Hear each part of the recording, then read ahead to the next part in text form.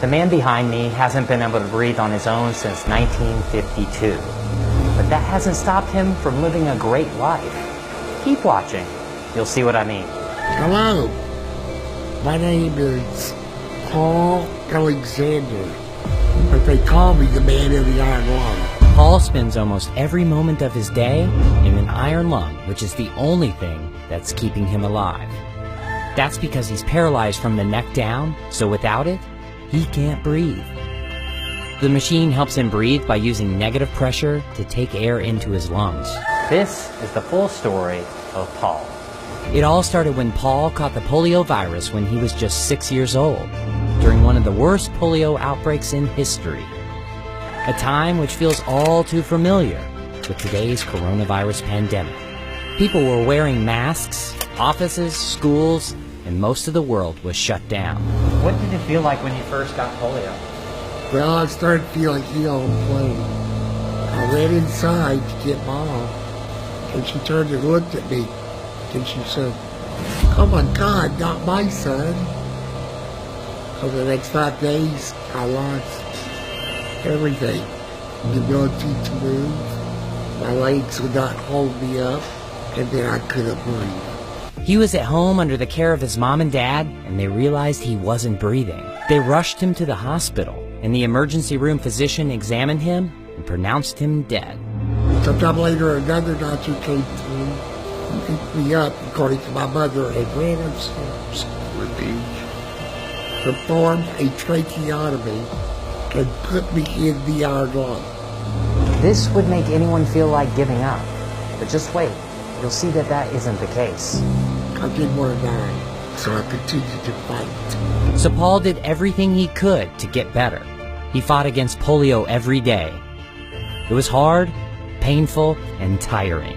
But I never gave up, and I'm not going to. 18 months later, he left the hospital and came to his residence in Dallas, Texas, but his life was never going to be the same. He couldn't play sports, he couldn't go to church, and he couldn't hang out with his friends. People didn't like me very much back then. I felt like they were uncomfortable around me. What did you do all day? Oh, the same thing everybody else does. I woke up, brushed my teeth, washed my face, shaved, had some breakfast. Well, I just needed a little bit of help, too. Then what would you do all day?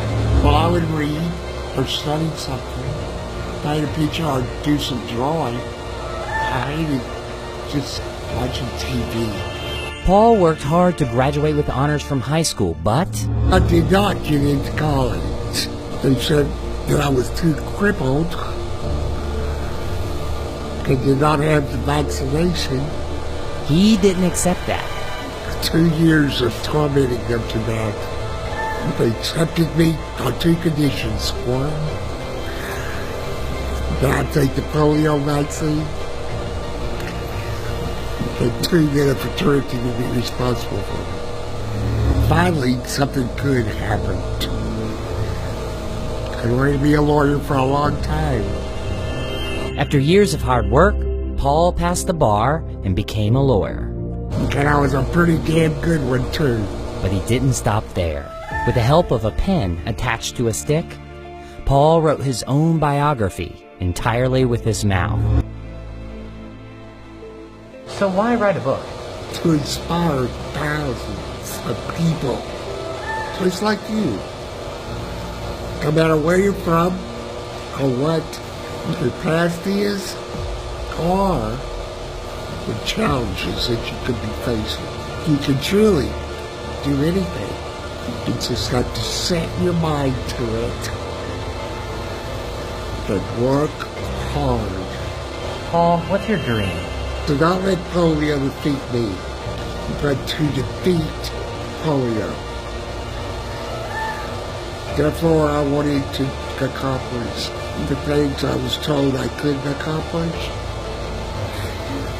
and to achieve the dreams I dreamed. Paul may have an iron lung, but he has a golden soul and a diamond heart. My story is an example of why your past, or even disability, does not have to defy your teacher.